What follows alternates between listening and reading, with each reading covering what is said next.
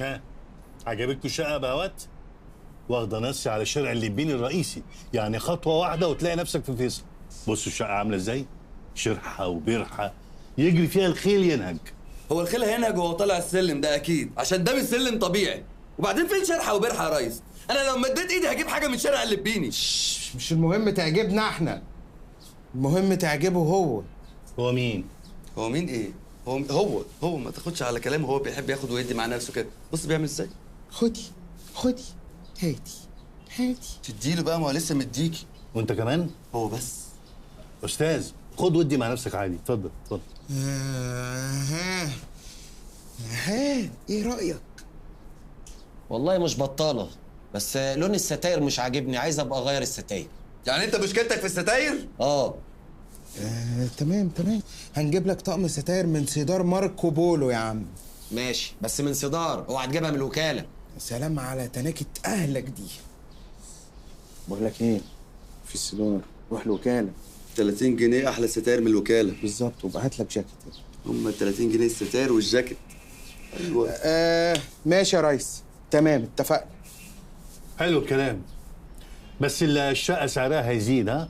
هتبقى ب 500 جنيه في الشهر. جرى ايه يا حاج؟ دي كانت ب 300 جنيه من نص ساعه في التليفون. ده في التليفون.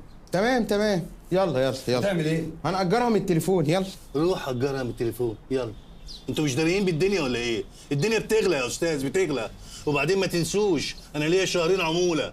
لا انت كده بتتشطر علينا قوي يا ريس بقى، ما هي معروفه يعني، شهر على صاحب الشقه وشهر علينا. بقول لك ايه، بلاها بقى البيعه دي اصلا، وبلاها الشقه دي. ما بين البيع والشاري ايه يفتح الله. يا نجوم خلاص وافق وانا هتصرف. تمام، قلبتها في دماغي ولقيت فعلا ان انت عندك حق. خد يا ريس، ادي الفلوس بتاعت اول 3 شهور. تمام، هستناكوا تحت في المكتب عشان نكتب العقود. اتفضل حضرتك، احنا هنحصلك من على الشباك. طيب يلا. مش هنزل على السلم ده تاني انا. فلوسك يا استاذ جنجوم. ايه ده؟ ربنا يخليك. خد بقى دي 10%، ها؟ يبقى هات لي العيال حاجه حلوه. والله ما له لازمه، ده اقل حاجه اعملها لكم. لو احتجت اي حاجه، عايز تجيب طلبات للبيت، تفسح العيال، تعرف جيرانك، تعرف المنطقه، على الله تكلمني. كلم بمبم عشان هو فاضي. لا انا عاوز ايه يعني، انا ماليش طلبات خالص، وكتر خيركم على اللي انتوا عملتوه. والله دي كانت معرفه خير، ومبسوط قوي ان انا شفتكم. والله كان نفسنا احنا كمان نشوفك، بس الظروف بقى. ربنا يجعلها معرفه خير. السلام عليكم. مع السلامه. من هنا اسف.